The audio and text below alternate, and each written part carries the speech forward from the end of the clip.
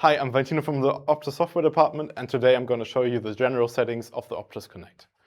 To visit the settings, all you have to do is hit the settings button in the top right corner of your app, and then you're in the general settings. In the general settings, you can change the language and change the way your images are being rendered. So, for example, the Optris Connect currently supports German, English, Japanese, and Chinese translations, but it's very easy to set up your own translations by just going into a language manager and adding a new language.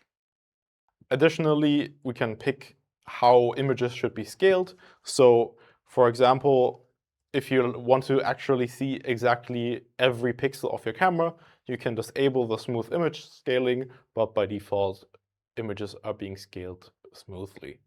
If you want the border of your regions of interest to be thicker or thinner, you can change that here as well. In the System tab, we have some more advanced settings. So, for example, we can prevent the system from being shut down. We can prevent the system from going to sleep on its own, which is probably a setting that everybody will have turned on. We can automatically launch the Optris Connect.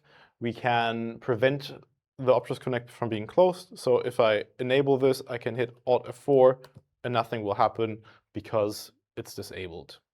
Additionally, we have a watchdog functionality included, which will automatically restart the Optris Connect in case anything goes wrong. And it can even detect if the app is just unresponsive and not actually broken, and will restart the app for you as well. In the Connection tab, you can pick where calibration files are supposed to be downloaded. You can disable the internet access for downloading if you're working on a disconnected network. This might be for you. And you can pick where calibration data is supposed to be taken from by default.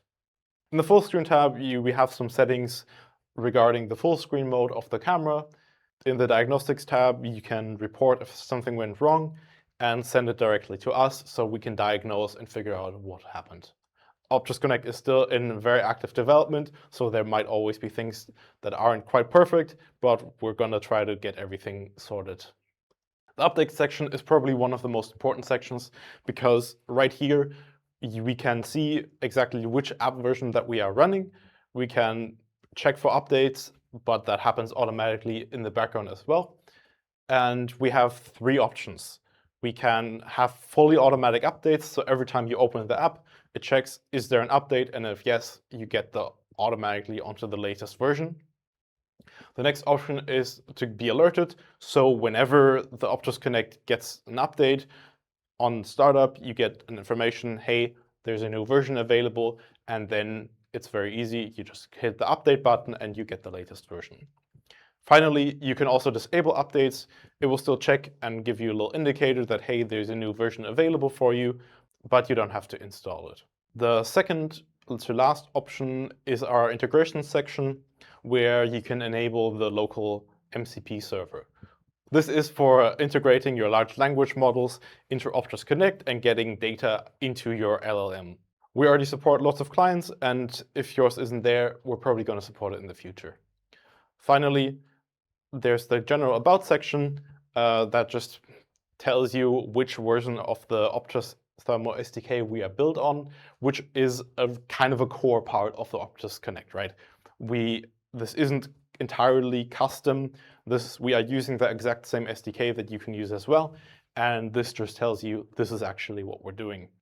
A little bit below, you can read the release notes and see what the latest updates were. That's basically it. Thank you for watching, and for more information, visit us at optris.com or watch out for the videos.